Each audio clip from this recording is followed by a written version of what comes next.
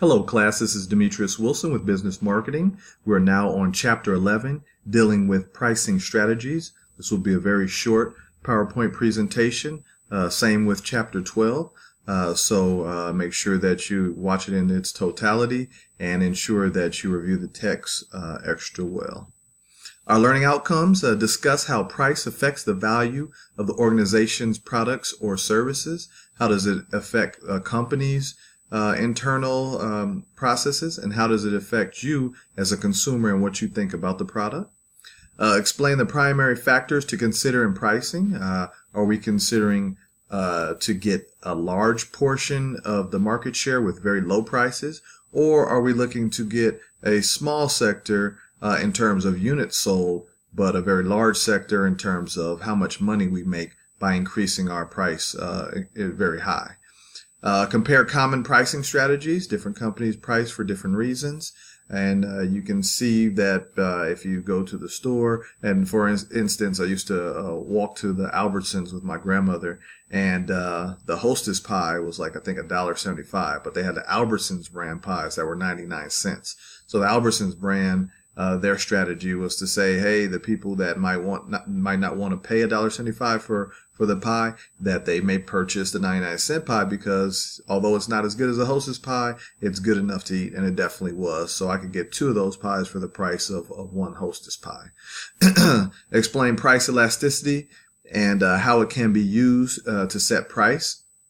And explain the use of competitive bidding for business-to-business pricing. You set out a request for proposals, and you have a procurement manager in business, and things do get quite competitive. And a lot of times the person who's making the purchase on the business side ends up benefiting because the competition drives the price way, way down. This is just so that you can see the price and the value equation. It's in your textbook and it's mentioned a few times.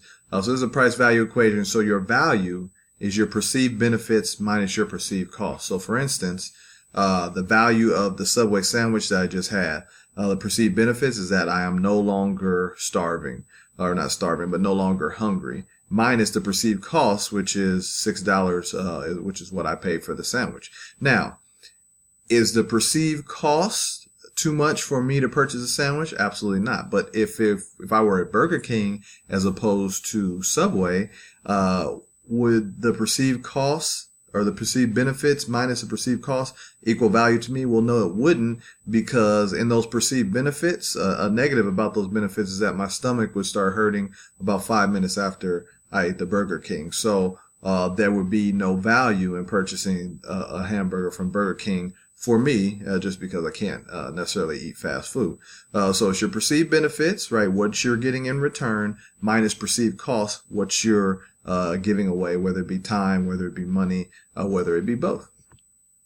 So for product pricing, we have a few examples. So you have profit objective, right? So we're looking for profit, and what is our overarching objective in terms of profit? So for example, increase net profit in 2016 by 5%, right? So when they say net, that doesn't mean gross, like you get your paycheck. Gross is like the big amount, but then after you get taxed by everybody and their friend, then that's your net amount. So your net profit is what you end up with, what you truly have. Because if a company spent if the company made $2 million and they spent $1,999,999, then they weren't that profitable. And they definitely weren't as profitable as a company who spent $50,000 but made $70,000 because they came out with a $20,000 profit. A competitive objective. So now we're talking about in relation to your competitors. For example, you want to capture 30% of the market share in the product category, right? So in comparison to our competitors, we want to do this, right? So the first one was in terms of pricing. We want to, or profit. We want to increase this profit. Second one was in terms of competition. We want to do this to the competition, which is steal their market share, and not steal in a bad way, but earn the market share that they currently have. Customer objective, for example, increase customer retention, and that's what I specialize in currently in my position.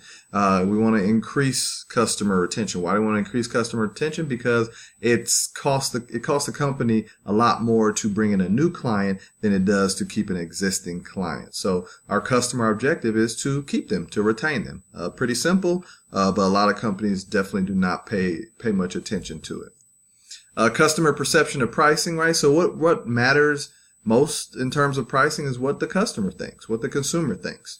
So number one, at what price would you consider the product to be so expensive that you would not consider buying it?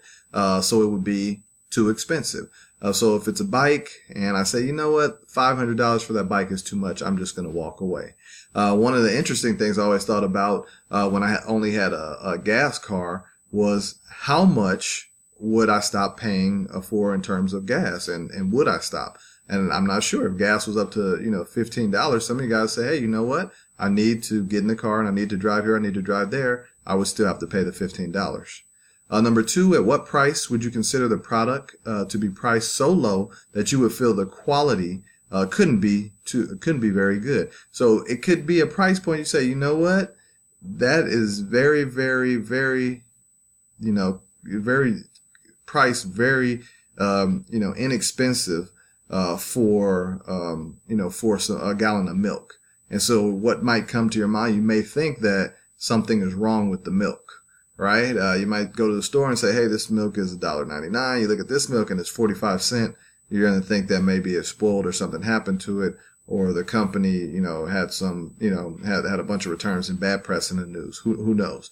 But at some point you'll think that, hey, you know what? The quality of this, back to the example of the bike, the quality of this bike is, it's got to be terrible because the bike only costs $15. Number three, at what price would you consider the product starting to get expensive, such as it's not out of the question, but you would have to give some thought into buying it, right? So that's expensive / high side. So, that bike's on the high side, but I'm going to think about it. I'm going to think about the benefits. I'm going to think about the fact that I never have to purchase another bike again, and then maybe I will purchase it.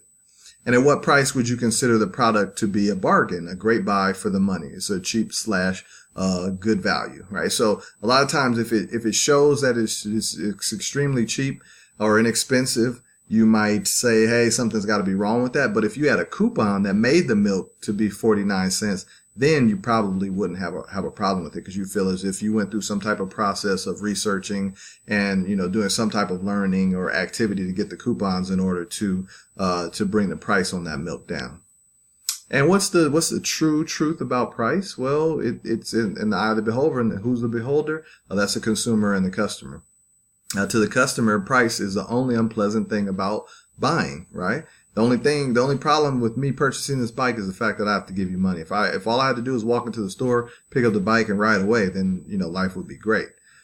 Price is the easiest marketing tool to copy. So if my bike costs $150, Joe Schmo opens up his shop down the street, he's going to price his bike at $140. So people say, hey, you can save $10 and come buy the bike from me.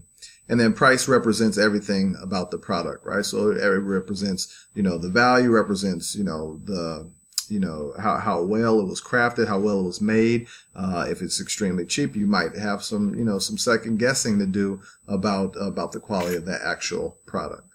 So that's it for chapter 11.